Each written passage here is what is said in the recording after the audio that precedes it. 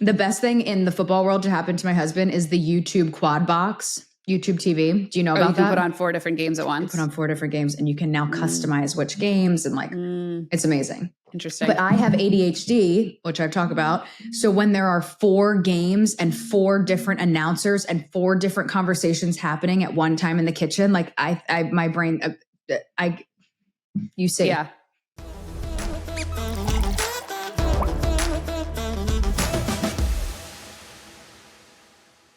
So I've definitely been in my feels lately, and it makes me really happy that I have a therapist that I know and love and trust, because I just can't imagine going through life without a therapist at this point. You actually had me laughing so hard, Kacie. I was listening to one of our episodes and you reference your therapy. Therapy, it's the plural of therapist. I made it up and it sticks. So I have 3 currently.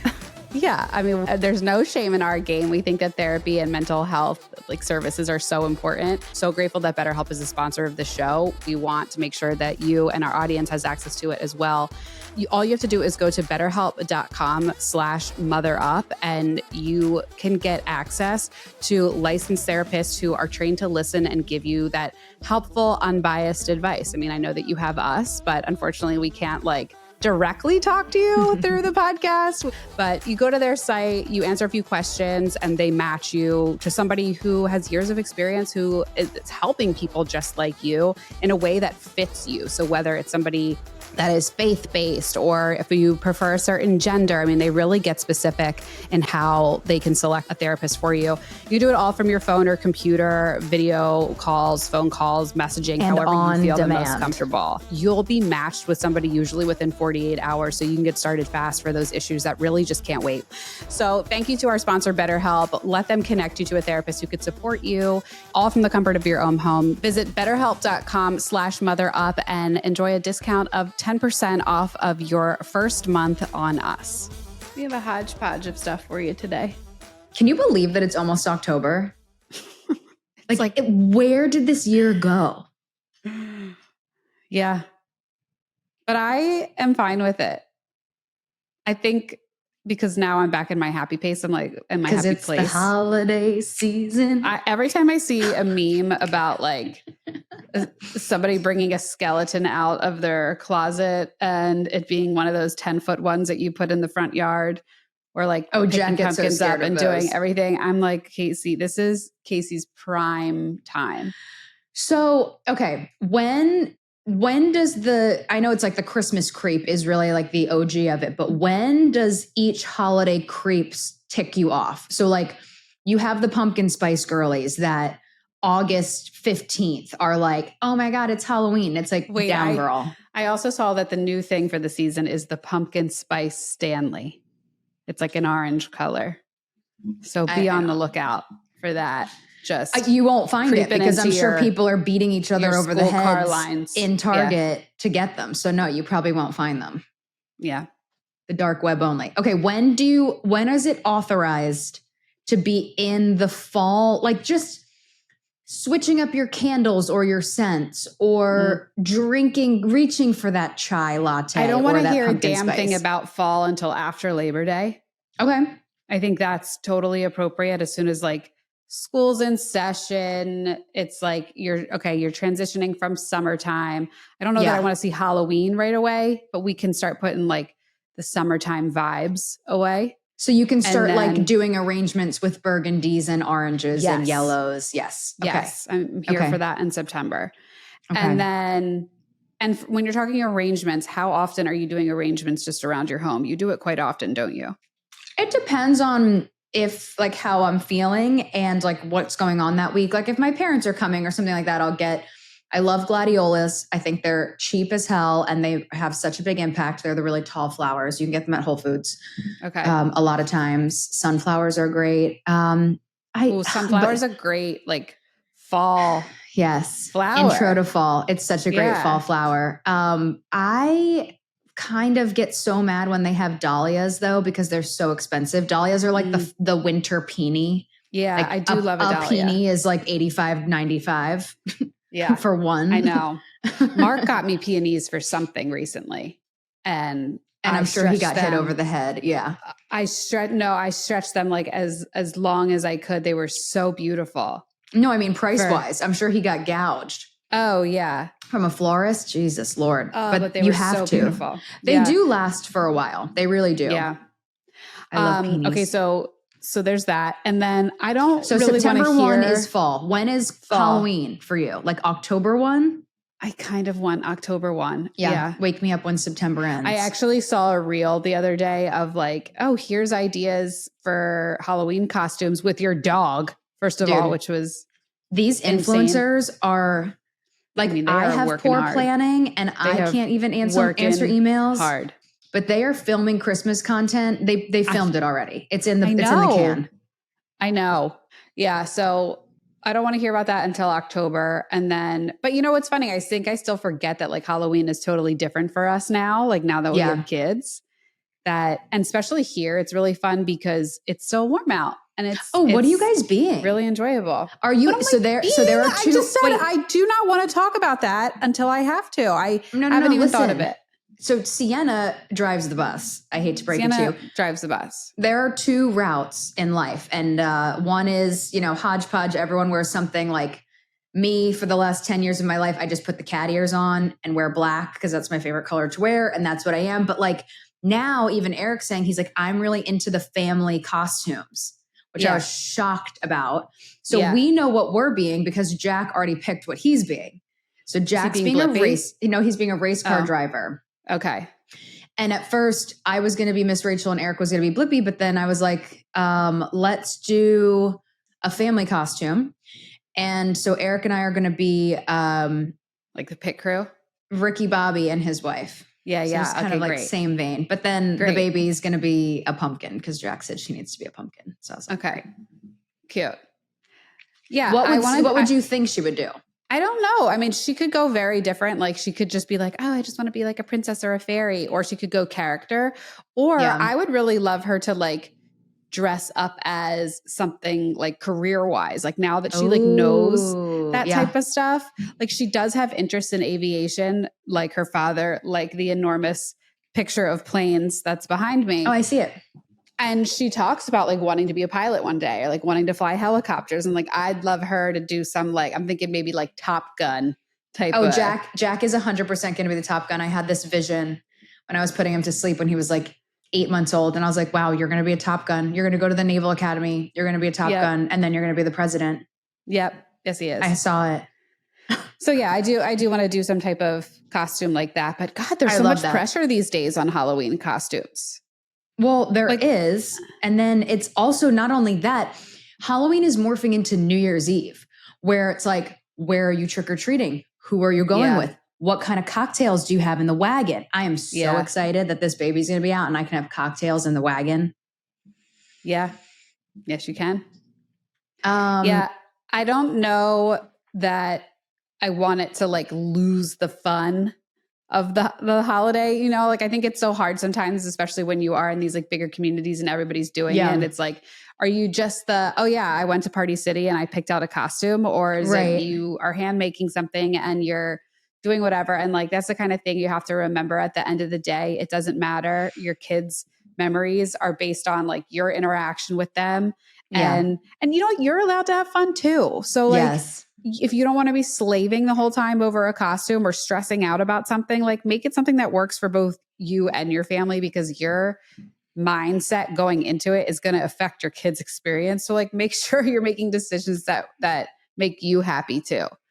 And if not, just put some White Claws in the wagon. What did you do as a kid growing up? Because I mean, like we were on a budget growing up. My parents gave us more than they could growing up, but a lot of times I remember most of the Halloweens, I just had to pick one of my dance recital costumes because they'd make you buy all these dance recital costumes in June. And my mom's like, okay, pick one of them. So like one year I was this like horrible clown. Like it was terrible. And I remember because where we grew up in the Northeast, it was cold. You would get just a white turtleneck under every dance costume up north. Yeah. Yeah. But also down here, you're limited too, because you can't wear like something that requires like a big, heavy costume because then you just like sweat through it. Growing up, I don't really remember some of the younger years of trick-or-treating. Like I remember going trick-or-treating. I remember my grandfather taking me a few years in his neighborhood. I remember my dad's neighborhood was amazing for it because it was a big like cul-de-sac. Were you a pillowcase girl or did you have the plastic pumpkin? I had some type of bag. I don't really think I was a pillowcase person. Okay. And then as I got older, I would go to like friends' places down the street. I remember kind of like coming up with costumes and not necessarily like being like the bagged costume person. Oh, I did have an obsession with angels and I was an angel one year. I do remember that. I was Cleopatra one year. That was always my obsession. I feel like I told the story on the podcast before, but it warrants being told again that we went to the Miss America pageant in September one year, which the Miss America pageant of 20 years ago is not what it is now. Like it was still like, wow type of factor where now I feel like it's kind of faded into the background, but it was like a pretty big deal to go. And it was an AC. I was like very infatuated with it. So I wore one of my stepsister who's 12 years older than me, like one of her prom dresses or something. That's so cute. Or like, my mom like buttoned it in and safety pinned it. And I had a sash and went to Claire's and got a crown and got the gloves and everything. And I just remember being at this one house and them being like, oh, like, what are you guys? And I was like, I'm Miss America. I actually went to the pageant this year and was like all excited. And this woman goes, okay, do you think you like get an extra piece of candy for that? And I like, that has stuck with me forever. Like that I was just like, what? Like who? She definitely was the girl in high school that like wanted to be homecoming queen and like wanted to be the cheerleader, but like bucked it because she's like, that's so stupid. Maybe.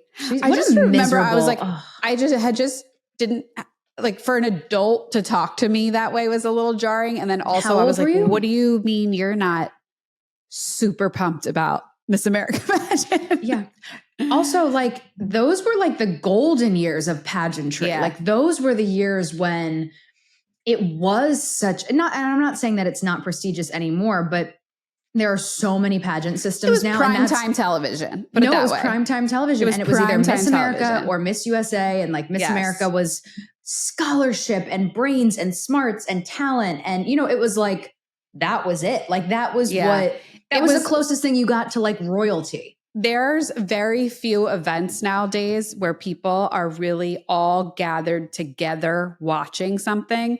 I thought about that this summer. We drove home on one of the summer nights and it was a presidential debate. Mm-hmm. And every single home that you drove by was a bright blue screen in their house and you could see it. And I thought, wow, there are not this many type of moments anymore where we're all united over one thing. It used to be, the Grey's Anatomy, season finales on everybody's Sopranos, watching. Lost, Sopranos, exactly. That just doesn't happen anymore in this like on-demand day and age, which isn't a bad thing. If it just works for people, it works. And that, but that point of like bonding over something or like award shows, like even those I feel like they don't demand the type of attention at a live event because you're always just like, I can I'll check up on the updates later. But Miss America pageant, I felt was one of them that you were at the TV with your friends and family and you were watching what happened. Same thing with like the Super Bowl. That's how it was. And so yeah, it was a big moment for Super Bowl still is like that, even though the Super Bowl is the Super Bowl absolutely is. Yeah. Yeah. And every weekend football. I mean, that's literally my life. I'm a widow now, like actually, because my husband is just married to the game. Like, of fantasy football? Just football. It's on all the time. We have multiple screens and Yeah. That's the thing that's interesting about living down in Florida is that it's not that way down here. Because not only are people from everywhere, so there's not this camaraderie over one certain team, but also there's just like more to do. So you're outside. So that was a lot for me to learn. I was like, people would ask us to like do things on Sundays. And I was like, what do you mean? No, I just, like, you're not just making meatballs and in front of the TV. Yeah. I think you have a skewed view because your husband isn't broken. He's not. He does love football though. Like he does love football. He sits and watches it and it's on, but it's not like he can't function. No, the best thing to ever happen to that's how my dad was. My dad couldn't function on Sundays. Well, but he was like the Eagles guy and everyone had to sit somewhere. But like the best thing in the football world to happen to my husband is the YouTube quad box, YouTube TV. Do you know about that? You can put on 4 different games at once. Put on 4 different games and you can now customize which games and like, it's amazing. Interesting. But I have ADHD, which I've talked about. So when there are 4 games and 4 different announcers and 4 different conversations happening at one time in the kitchen, like my brain, you see. Yeah. That's why you need like, what's it called? Red zone, where it just bounces to the game when they're in the red zone and when necessary. Well, there's a new one now. I don't know. But yes, shout out to all the moms who have lost their husbands this season due to, well, first of all, you might have got them back as golf is winding down for the summer in some areas, but then you lose them again to football. Let's talk about why, like, are you able to then do something for yourself and be like, okay, well then I'm going to go watch this show for an hour and I don't want anybody to bother me? I went and worked out yesterday. Okay, that's good. And then I like went to the food store and like putzed around, but I made sure to be back before kickoff.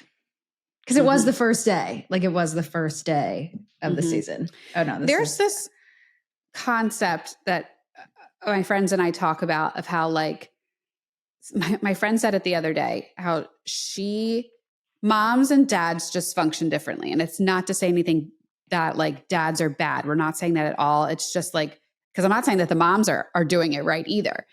But like what we take on as our responsibilities.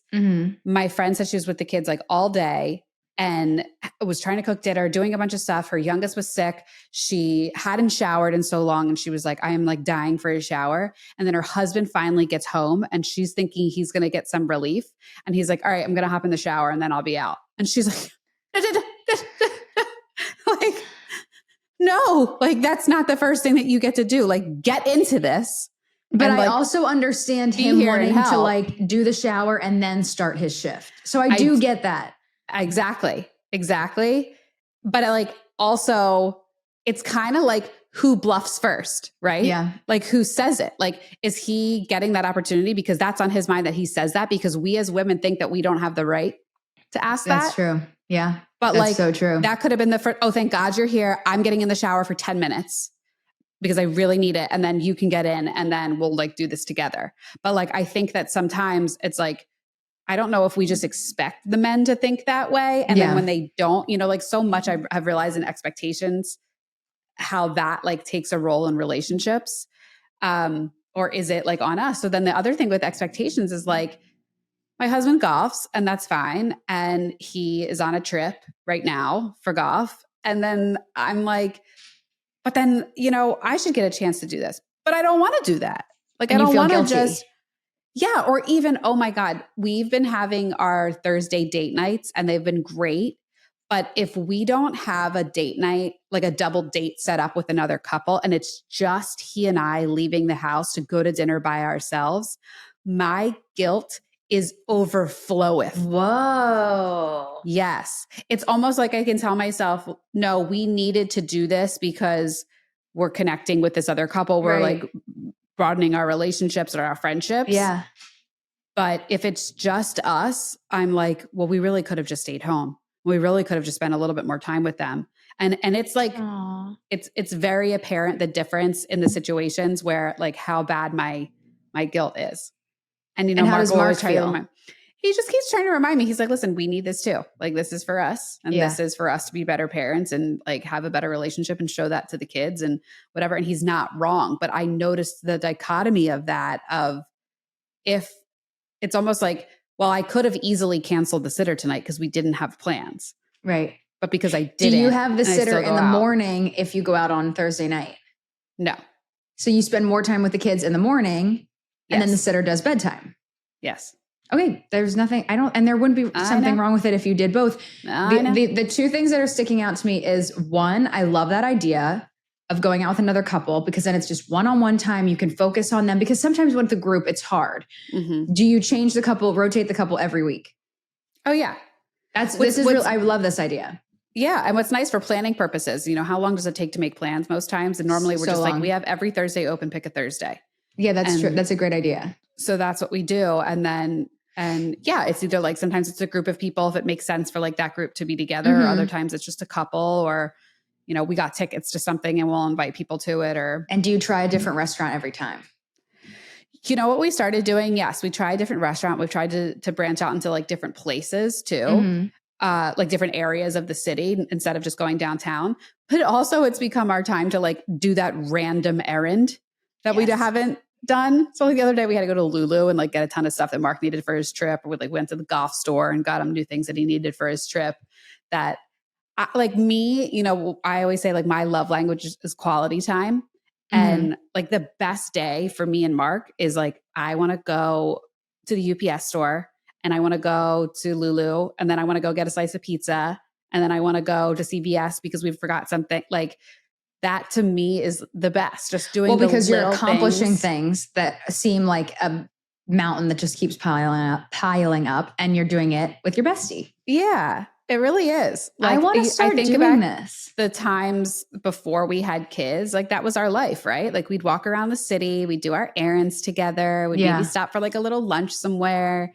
And I think that makes me feel that again. Like we're not just parents, but like we are like friends in this couple. And I just love like being around you and doing things with you. So sometimes we use our Thursday nights for that too, if we're not doing dates with people. But back to this idea of like, but I need to do it on Tuesdays when there's no football, because Thursdays there's Thursdays there's our football. I know Tuesdays are your day. I highly recommend it. I also, I mean, you could even do like a Friday night too, you know, because that's often. Nope, there's football on Fridays now, Gianna. There's football every day of my life. There's football. They figured it out. I think there might even be football on Tuesday. It's like, okay, well, he can record it and then watch it later.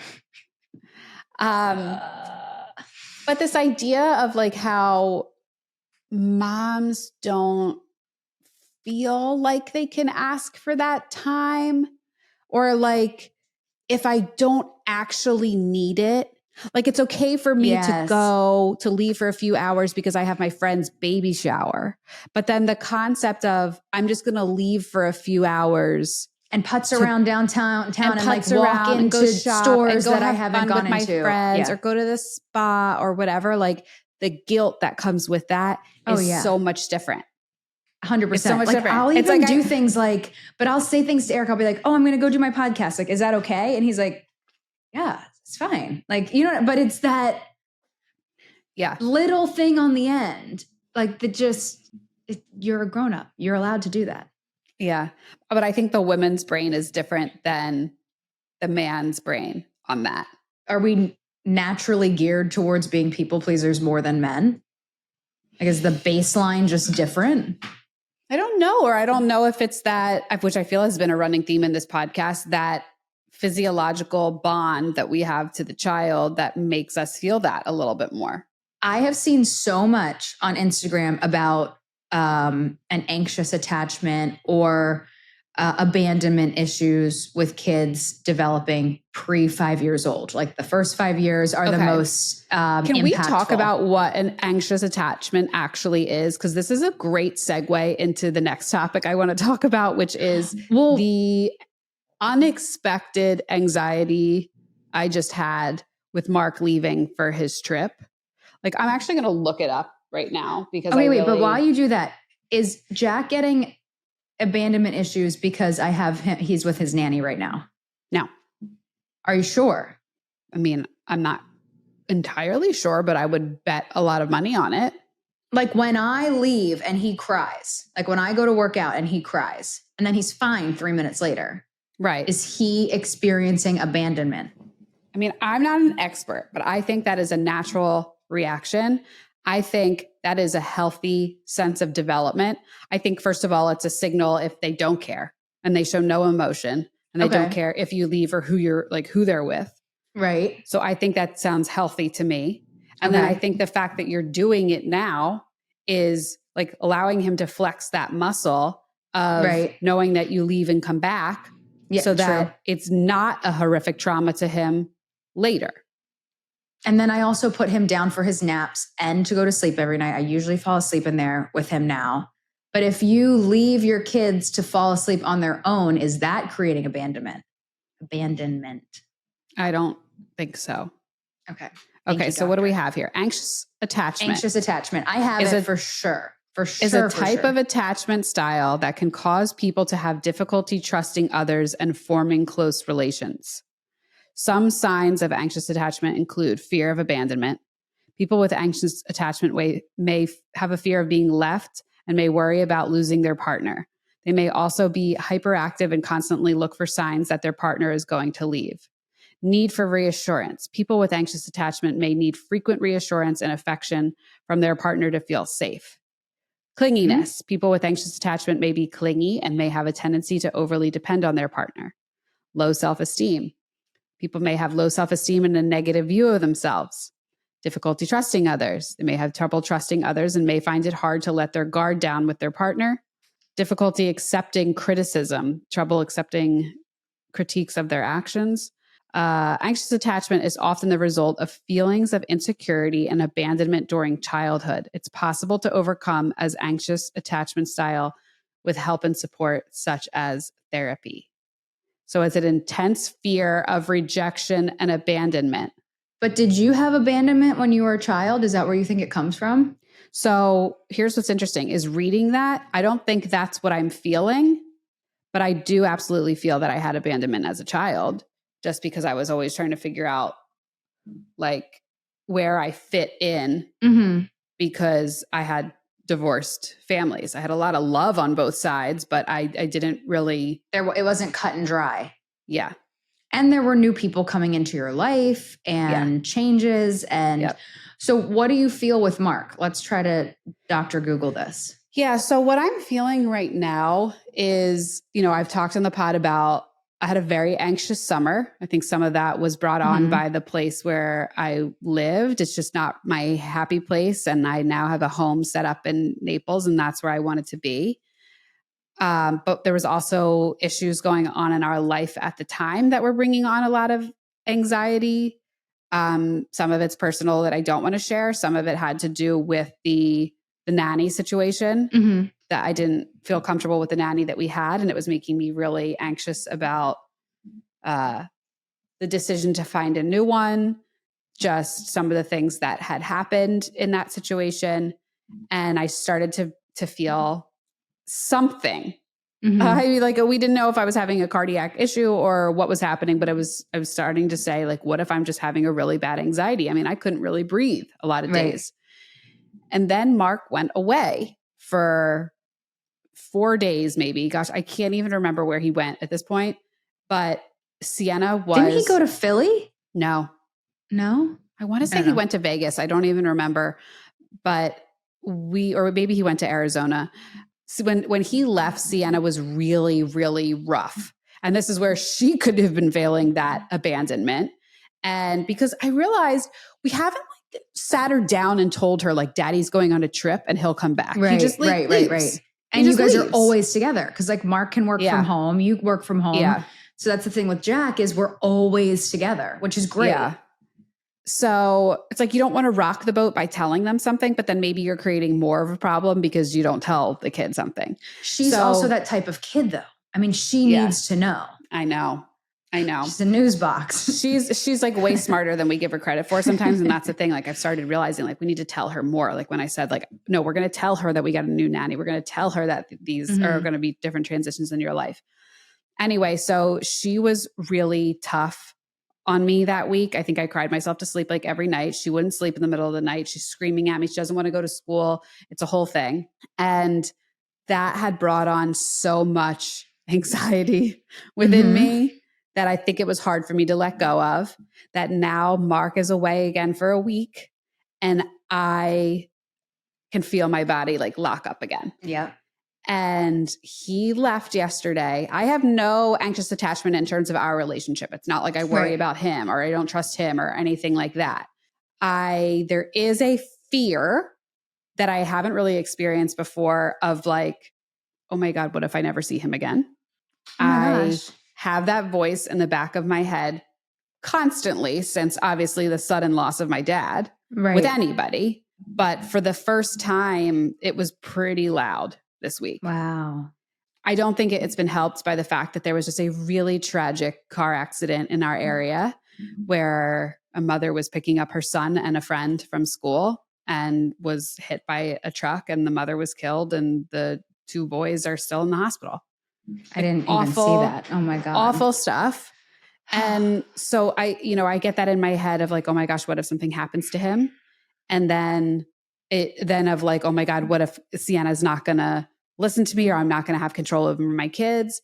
And then it creeps into like, I'm going to be such a bad mom. I can't do this by myself. Here, this whole time, I think I'm a good mom, but is it really just Mark that's able to do everything? And this is snowballing. A complete snowball. I'm here. My mom flew in for the week to help me. There's 16 guys that went on this trip. So 16 wives are here in this community that are going through the same thing, we're all texting each other. We're all helping each other out. We're planning dates to get the kids together to like just make it easier on each other. I have a fantastic nanny. I have great help in like every angle. Like Sienna goes to a great school. There's no reason where I should be saying like, I can't do this, but my brain is telling me this is overdrive. This is overdrive. There's a lot of bad things happening. Like cortisol level has shot through the roof. And that in itself makes me really sad because I'm like, wait a second, my capabilities of a mom are much different than I thought they were. I thought that I was able to handle this. I think that you have extreme nervous system deregulation. Yeah. Is what I think. And I am guilty of this too. I think our generation and like the generations younger than us have a subconscious, almost, I don't want to say addiction because like that makes me think that like I'm like you're looking for it, but it's like this subconscious, like the need for the yin and the yang. Like, okay, everything's awesome. We're back in Naples and I'm settled and I love it and it's awesome. But like, oh my God, Mark left and all the wheels are falling off the bus and we're all going to die and it's going to be terrible and I can't do this and I suck and I'm nothing without Mark. And it's like almost this like, well, if this exists, it has to be this too. And like, there has to be a dark side of the moon. Like that can't just be bright and sunshine all the time. Like if some, and maybe there's a good note to that in that this is your core family unit and you guys fire on all cylinders when you're together and really your communication and your love and your life is awesome. And if one of those pieces is missing, you're like, there has to be an issue. Like we can't go on without, and that's not a bad thing, but it is that negative self-talk that we feel like we have to do. And I don't know why we can't just be confident in our abilities and just be like, I got this. I'm a great mom. I've got the support system. And like, I'm probably going to be tired and cranky. It being this hard before. I mean, Mark travels a lot. And I remember him being away throughout the fall last year and being okay. And being like, this is actually really nice. I can handle this. I'm like joking with him of like, yeah, it's actually been great. The house stayed really clean this week, like without you here and just me by myself handling 2 kids. Is he messy? Oh God, yes. So Eric is on this thing where he's buying, like he wants things to build. So he's like buying all these things from Amazon that are like $30 and like. Your husband has got to start golfing. I know he has to way too much time on his hands. He does so much with the podcast and he actually is so busy, but it's like at night when he's watching football now, he wants things to build. That's cute. And it's cute, but like there's a Papa-Shot in my living room. And we have 3 tents.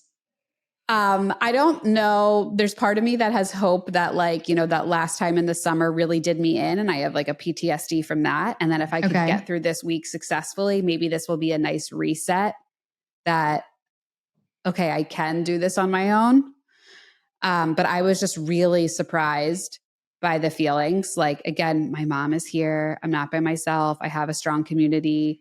I have great kids, but he left at like 12:30 yesterday. And probably by 3:00, I looked at my mom and I said, I have to talk to you. I am not feeling good. I actually am not proud of this, but I didn't do it on purpose. Like I didn't make myself do it. Then I'm sorry if this is a trigger warning to anybody, but I mean, the anxiety of it all, I threw up, which is my trauma response. I learned that from myself. And then I took a half of Ativan because I'm like, this is not okay. This is not a normal way to feel. And I'm going to be impeded from doing what I need to do with the kids for the rest of the day. This is a dumb question. What's an Ativan?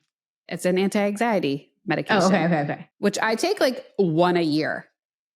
Like I don't use that often at all. your mom being there doesn't help calm you.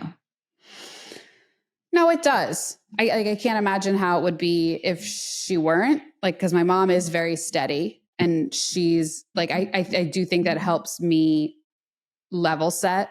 But sometimes when it's like, then another person can't get her to settle either. Yeah. I guess maybe I feel like, okay, it isn't just me. But it certainly helps with hands. It certainly helps with just like, instead of me then going down the rabbit hole last night of how I'm this, I'm whatever, my mom was like, why don't we just like get in bed, watch a show? And we did. And my whole night didn't become about how Sienna was a bear going to bed. Okay, wait, I have a question. Yes. With Mark, with him being gone, I understand the fear that you'll never see him again. When Mark takes the kids and goes somewhere, just Mark and the kids, do you feel that as well? That noise is there. It's not loud. Debilitating. I feel that if like Eric and Jack are driving somewhere. Yeah. I feel that because I'm not in control and I'm not there. And like, I couldn't help if something happened. So I do that's valid for sure. Do you think that Mark being away and that thought being like super loud in your head is because you're back in your happy place? Everything is exactly the way you want it. Everything's in apple pie order. And you are just so afraid of just exhaling and just like I think being happy in your like terrarium that you have created. And you're like, something has to go wrong. Like I said, I think that accident that happened in our area last week really it's freaky. Affected me because there are always those things that happen. And the event at Sienna School. Oh, that's just on the news. That's like, that's not going to happen here. That only happens to people in places we don't even know about. Yeah. But when it happens in your community, it's next door. It's real. Yeah. But it's that like glass shatter of, oh, this is not just like a simulation. This is real life. And that can happen. I also forget if I've talked about this in the pod before, but there is this thing with grief where it's almost like you feel like there's no such thing as like using up your grief chips. Like, it's not like, oh, you lose 3 people in your life and that's all. Like you've used each of your chips and now nobody else can be taken from you, basically. Right. And I had this feeling of like the further out that I've gotten from the date of my dad's death, the more susceptible I am to something happening to me again. Like I was protected almost by God a little bit of like, okay, you're only like, I will only let you suffered a really thing. big blow. Like I'm going to give you 10 years of peace. I do want to talk to you about that because my just turned 89. My grandma just turned 89. And every day I'm like, I should call my. And I take for granted her immortality, let's say. Like I take for granted that these people are always going to be here. And I want to talk to you about that because it is so easy to get lackadaisical and it is so easy to just be like, oh, Jack's crying right now. He's really fussy. Like, I'll just do it tomorrow. I'm so tired. I have like podcast stuff to do. I'll just do it tomorrow. And then you don't do it and you don't prioritize that. So like, I don't know, what would you say is a good rule of thumb? Because then you get guilted where you're like, I really should do this. And I don't know. Well, I think it's a great question. And I think it applies to anybody in your life and not just the elders or people that you're worried about. Correct. Because we start to say to ourselves, I need to wait until I have time to really sit down and have a solid conversation. Right. And in reality, like, when is that? You know what I mean? Like there's always something going on. I mean, sometimes I'll say to myself like, oh, I just want to do it in the car. But then like something else happens or I forgot that one ride or blah, blah, blah. Or I'm only going somewhere for 5 minutes, blah, blah, blah. So, okay, I should at Jack's nap time, but oh my God, I'm so tired. If I don't lay down for 10 minutes, I'm going to die. Or this is the only time I have to do laundry. There is always something else that is going to come up during those times that are going to impede you from having that long conversation that you think needs to be necessity or a requirement, or else it can't, because you think that like, if I don't give them enough time, it's not showing respect or whatever it is. The call in itself is the respect. I said, I wish there was some way to just be like, every time I send an emoji or every time I send something, it's just like, hey, I'm thinking of you. I wish I could call you right now, but like, it's not a good time. Some of my friends and I actually have that kind of system where we just send emojis and it's just like, it's really nice. She's thinking about me. Like, I'm thinking of you. Yeah. Yes.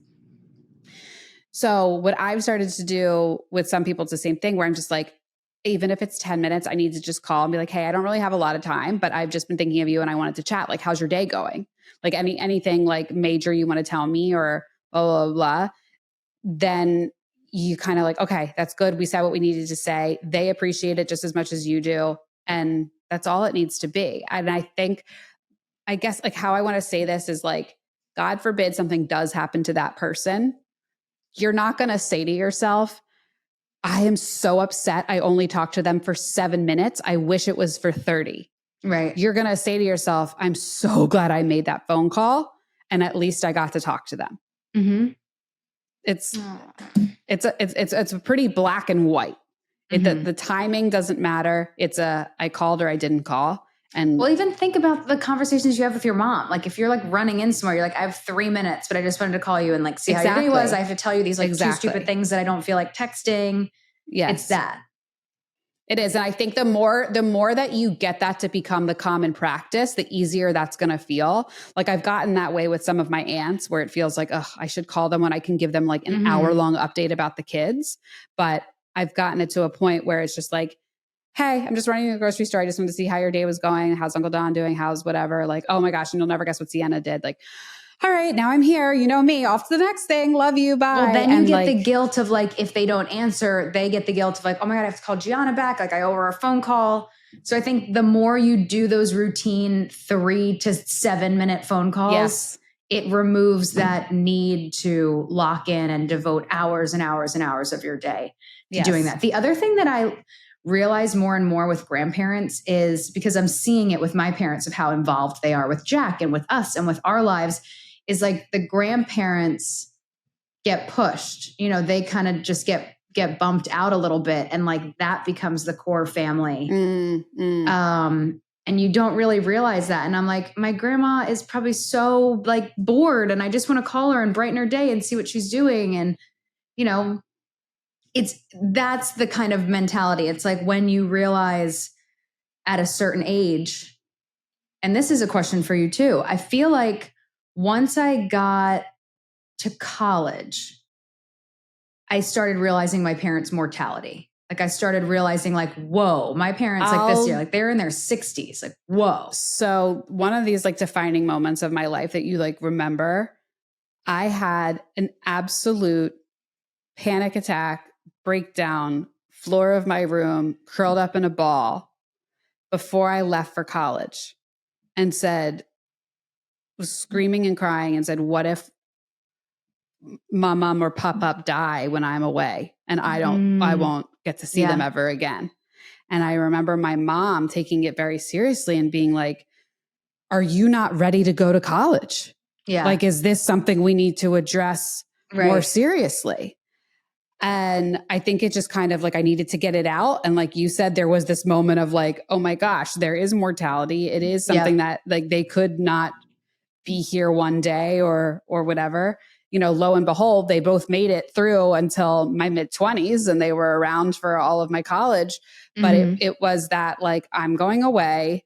I am not just going to, and even though like I wouldn't see them on an everyday basis, even when I was in high school. They were there. Yeah. Yeah. Yeah.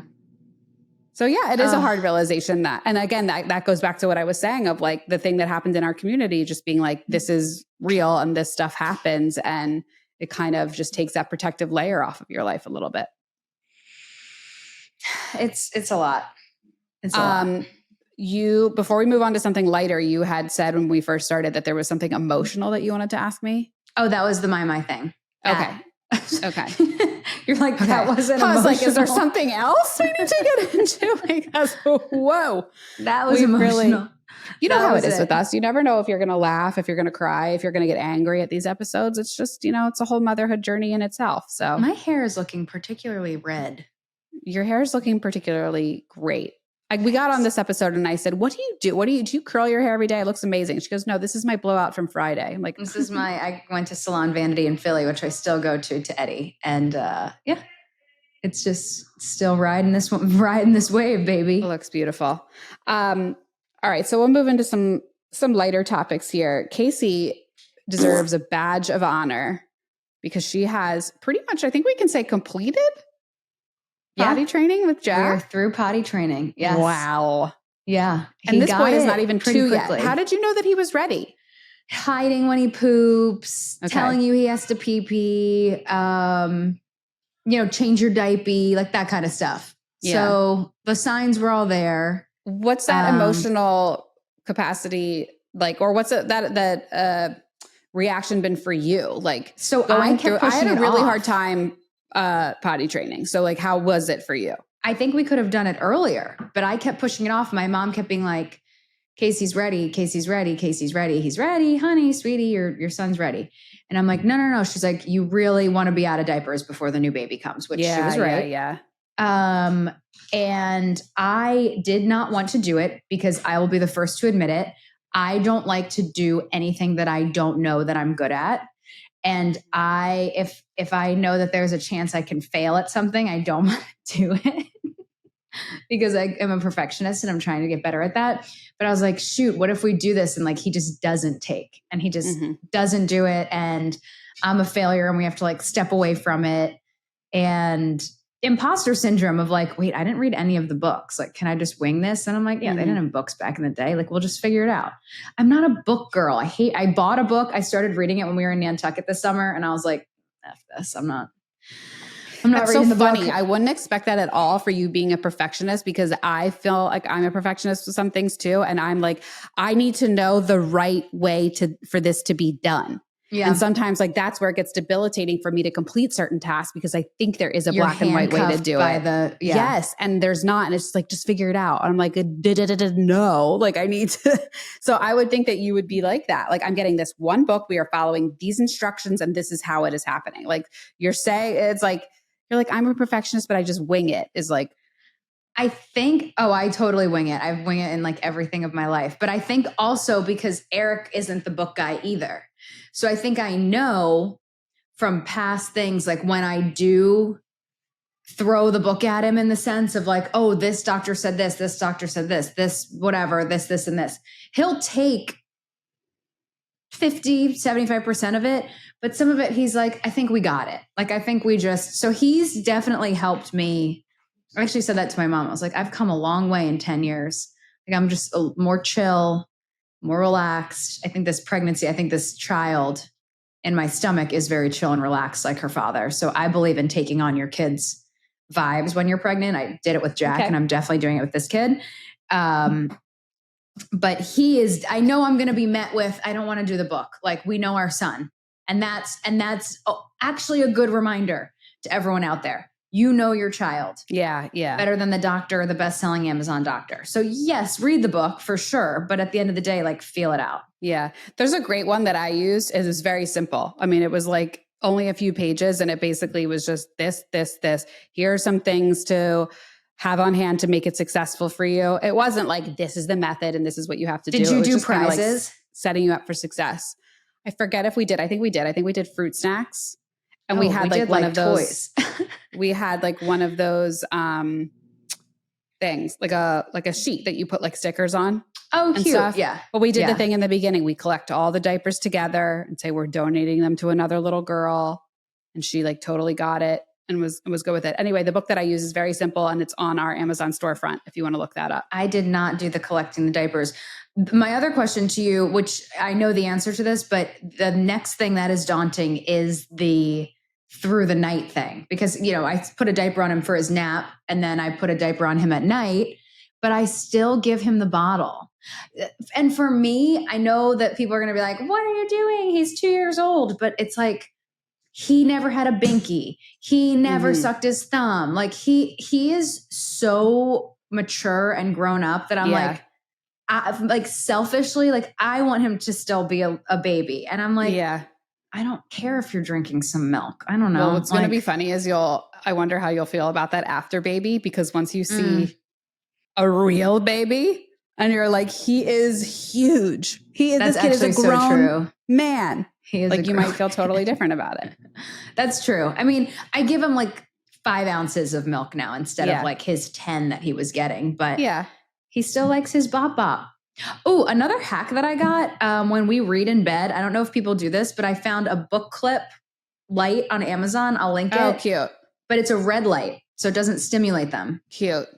Yeah. That's a good idea. So Yeah. Throw that on Amazon storefront. Yes, I will. And so easy. And he likes to click it. It's very, very amazing. What other potty training wisdoms do you have to give before we head out? As far as the nighttime stuff went, like you said, like she kind of caught on to that really quick. Like I was saying offline that she was like, wait a second, you just told me not to wear a diaper and then you put one on me at night. Like, where does this make sense? So she wore it for the first few nights. And then after that was like, I don't need these anymore. I don't want to wear these. So then she was fine. And we haven't had any issues with it. We potty trained her over a year ago, but Asher is maybe 3-4 months younger than Jack. And he's still nowhere near ready for that. So I still got time. But every kid's different too. And I think that's the other thing that you have to remember and not make yourself crazy. And that's like, I don't want to you do look at Instagram and you do look at Facebook and you're like, oh, Susie's baby's potty trained and, doing arithmetic, but it is what it is. I do want to say that there are 8 more days until October 1st. So 8 more days until you're allowed to put a pumpkin out. You can have mums right now. Mm-hmm. As far as we're concerned, but no pumpkins yet. So 8 more, save your pumpkins. I would really love for you to do a little thing on the Instagram and show people how you decorate for the holidays. We're in a rental. I'm not doing the things. I am going to do Christmas because Jack's, old enough now. Okay. And I'm going to put Can you show pictures of how you've decorated for Halloween in the past? That's a great question because I'm not a Halloween decorator. There are people that have fake knives in the wall with skeletons and what's that stuff called? What's the stuff that creates the fog? Dry ice that have dry ice on their porches. Well, I always think who wants to put the time and effort into this? But then I see somebody else's house and I'm like, oh, that's really cool. But the kids love that or something. People go crazy. Yeah. Are either or you know what I need to do now? Here's what you need to do now. Here's what you need to get on your list is you need to just start thinking about what you want to do for holiday decorations, whether that is going to the Home Goods or calling your local person who puts the lights up or just getting it all organized for your husband to do it. Because the day after Thanksgiving, it's going to be a complete and utter madhouse to do all of that. So like you said, the content creators, let's take a note from the content creators and the influencers who are already doing their stuff. Yeah, buy everything now because set yourself up for success. Yes. That's where you get burned. I always love a fresh wreath for my front door. And you're always getting burned with waiting too long and then paying for shipping and things not getting there in time. Exactly. Also in Florida, girl, it's tough because I remember, when we were in Florida, you can't get your tree too early because you have to think about the travel time from the farm to Florida. Yeah. So your tree's dying that whole time.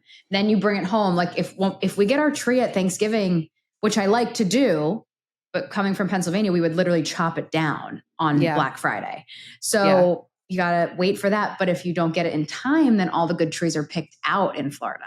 If you're a real tree person, I'm still a glutton for punishment and a real tree person. We're a fake tree person, fake tree people right now. But you can get nice ones, but they are a doozy. They're expensive. Yeah. Well, stay tuned for more holiday tips from these two idiots. You're welcome. Love ya.